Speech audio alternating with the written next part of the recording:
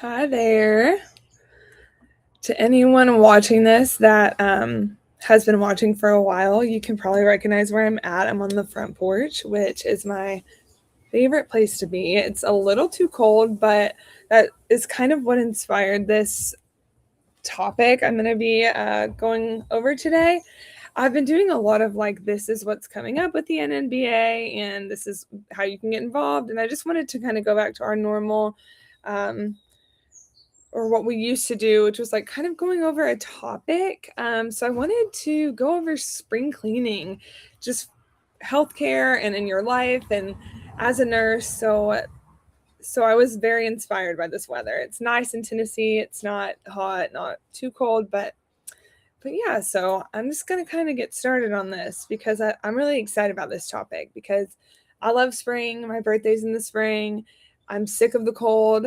I moved back from Tennessee from Texas, so I'm used to like the hot heat, and this in between is kind of throwing me off. But spring, everyone thinks of spring, Easter, and spring cleaning, or at least for me.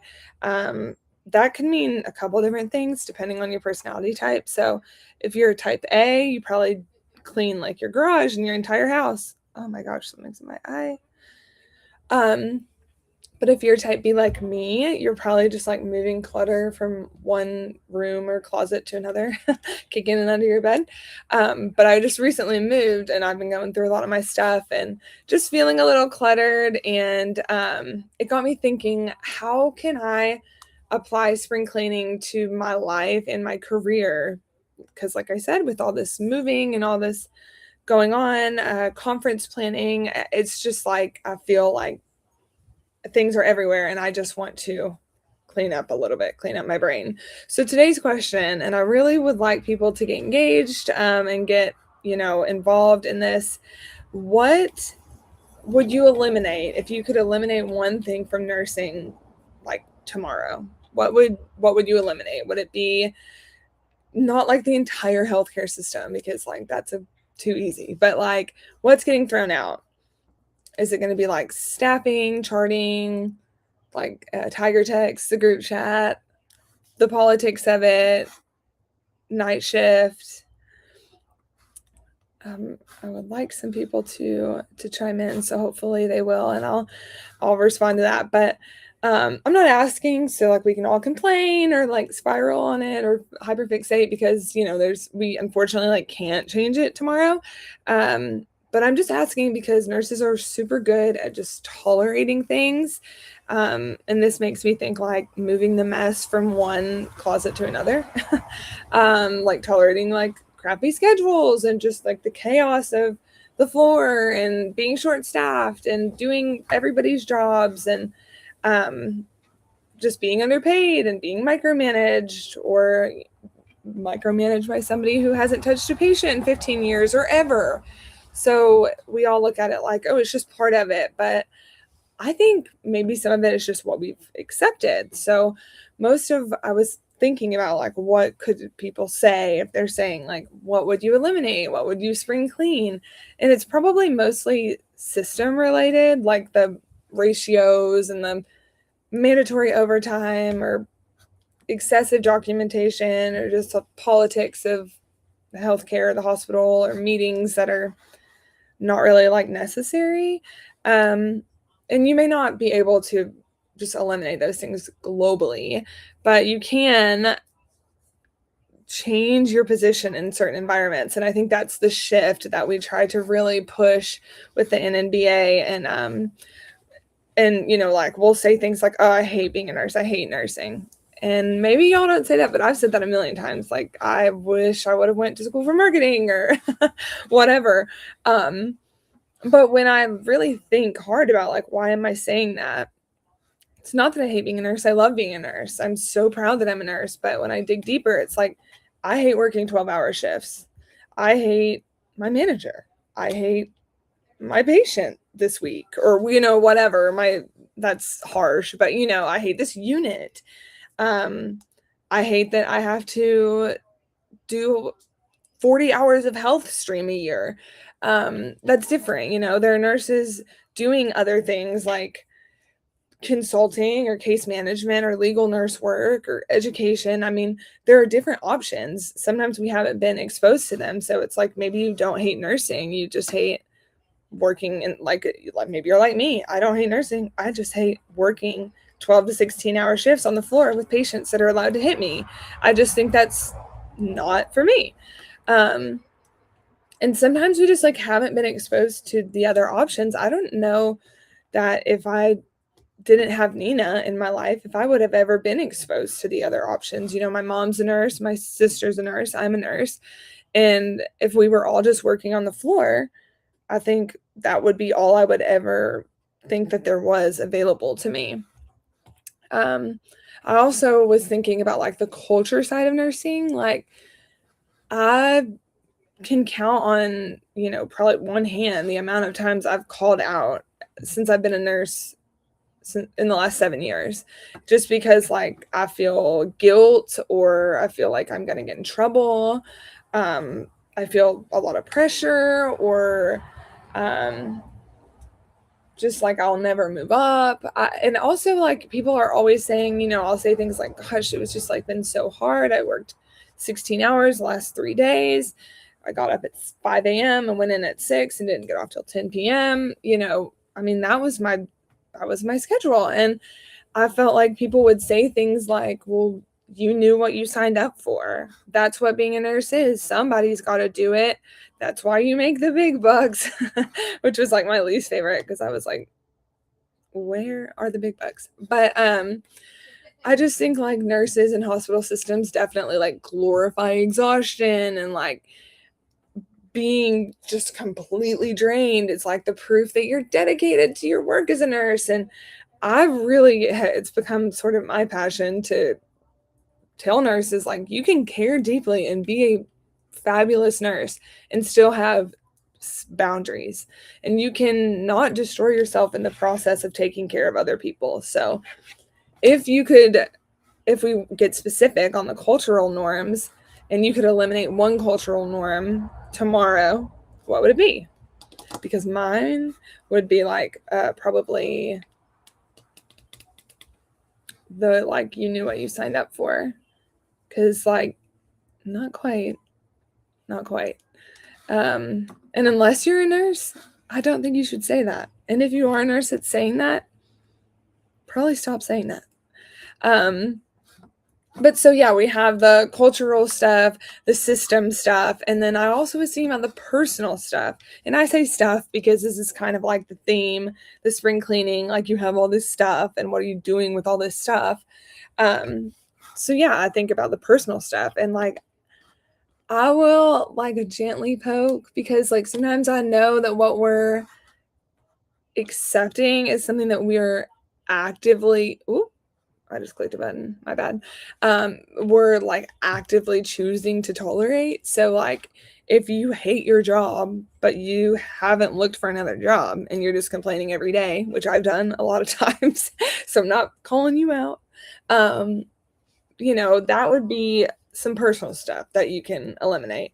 Staying somewhere you've outgrown, staying somewhere you don't enjoy and you don't feel like you can show up fully. So that means you're probably not showing up for your coworkers and your patients fully. Saying yes if you mean no. I really struggle with this. It's really hard. I'm a yes man. I want to please people. I don't want to say no, but sometimes you have to say no. And I know this is like, I try to stay away from the super, like the conversations that are like super common within nursing. And I know that like burnout is one, and I'm sick of hearing about it, to be honest. So I'm trying not to say too much about that, but you kind of can't not mention it. Waiting for permission to pivot. I think like something that a lot of people said to me when I left my last job and said, you know, I'm moving home, I'm going back to Tennessee. And they'd say, well, what are you going to do? Are you going to switch to, you know, another XYZ facility? Because I worked at one that had Tennessee locations. And I said, no, I'm going to go work for a nursing association, and I'm going to do member engagement and operations and some contract work. And there was a lot of people like, Well, how are you going to make money doing that? How do you get into that? How's this? Like, are you sure you're not going to miss it? What about your skills? Just like, I didn't need their permission. I was going to do it regardless. So, gosh, it's like windy all of a sudden. For the nurses that are already doing their own thing, I think one of like the personal things I'm talking about is undercharging. You shouldn't be doing stuff that takes a ton of your time and like costs you money in the end. Like your time is going to be your most valuable asset. So playing small because it feels safe or you're afraid that people won't choose you, like you don't want those people anyways. You just undercharging is just going to cause more burnout, and we know that. So okay, so where am I going with this? That's a good question. I don't know, because I could get on a rant, but basically my whole thing is like, sometimes we don't really hate nursing. I'm sure some of y'all do hate nursing. I'm sure at times I've thought I hated nursing, but really I just hated feeling stuck and like underappreciated and underpaid. And stuck usually is because you're scared of what's next. Like I'm super scared of not having financial stability. Some people might be scared of what people think or like losing their identity. If your identity is a nurse, if you're like me, I'm not married, I don't have kids. I have a dog that is my kid to me, but like my identity at one point, especially as a new nurse, was like, I am a nurse. What do you like to do? Well, I'm a nurse. Well, tell me about yourself. Well, I'm a nurse. So it's like sometimes moving on from bedside can feel like I'm so scared of losing my identity. Failing is another big thing. Like, what if you fail? Okay, but what if you don't? And if you fail, you have like a foolproof career opportunity. You can always find a job as a nurse. I used to hear that and think like, yeah, but like, no, I'm serious. You can always find a job as a nurse. So what if you fail? So what? And I know not everyone feels that way. And I get it, because like the financial stability was a huge fear for me, and losing my identity was like a fear for me at one point.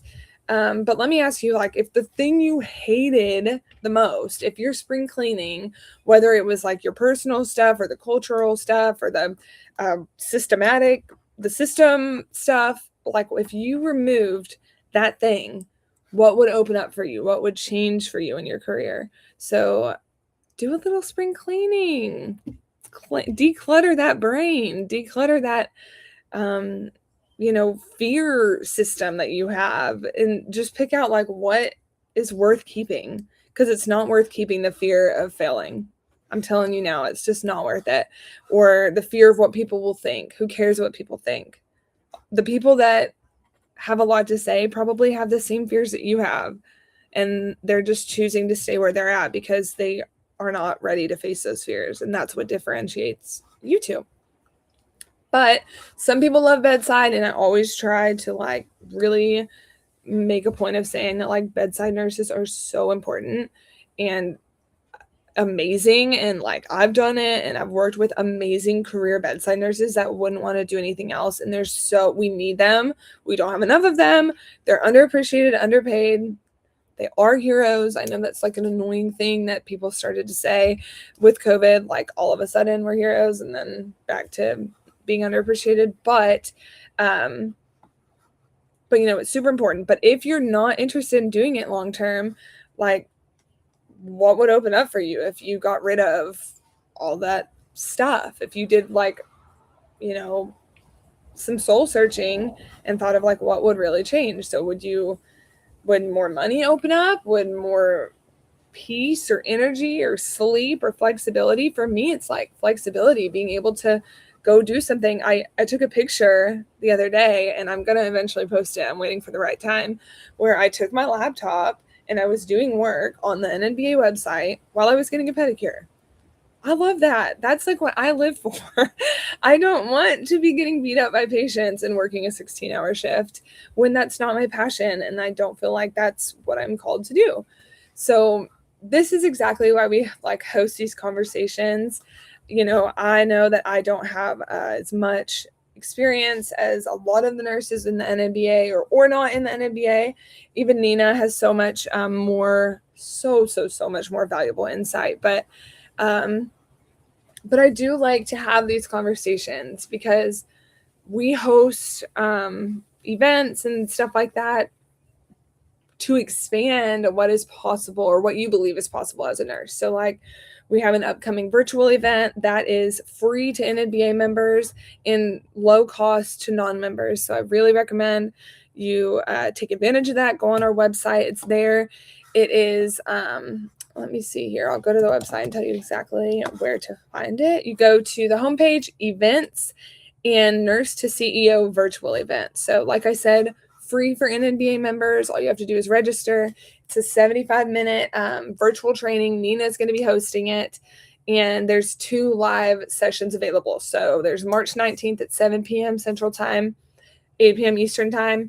And then March 21st, it's a Saturday at 11 a.m. Central Time. So 12 noon Eastern Time.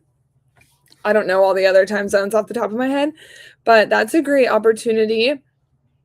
Nina's going to go over, like, walking you step by step through what she did to build her own 6-figure consulting business. And that's going to be like a lot of clear direction that you can actually use. We also have an in-person event, which is something that has been highly requested. It's going to be in Nashville, Tennessee. We're announcing it very soon. It's going to be about getting in a room with nurses who are building something different. It's going to be small and intimate. So you get a lot of one-on-one training, and that's going to be super awesome. It's 2 days. Keep an eye out for that. And then we haven't quite officially announced that yet, but it will be coming out super soon. And then in July, of course, we have the NNBA conference. You'll see hundreds of nurses who are looking for career alternatives or are already running their own business. It's for entrepreneurs or aspiring entrepreneurs. You don't have to be a nurse business owner to be at this conference. It's super, super powerful. It's super inspiring. This will be, I think, my 5th year, but only my 2nd as part of the NNBA. The ones before were me just attending. And this isn't because everyone quits bedside because it sucks or anything, or because everyone has to start a business. We talk about career alternatives too.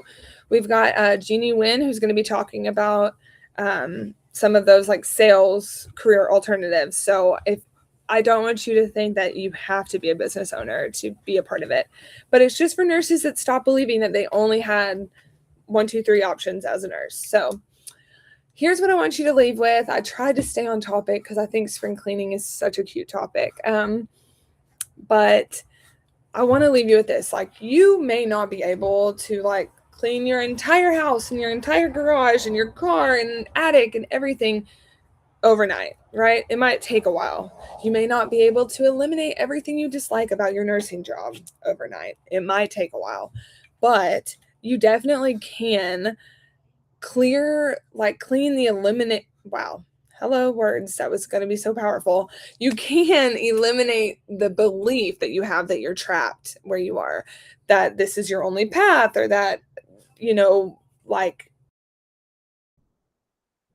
that you don't like, or that shrinks you, or waiting 5 years to make a change.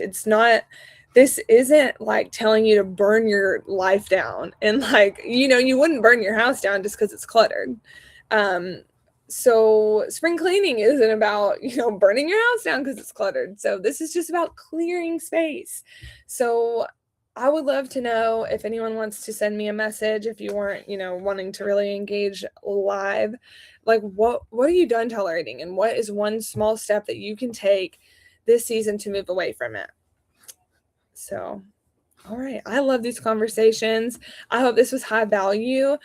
Definitely send me an email if you have any questions about any of these events. The Nashville event will be announced very soon.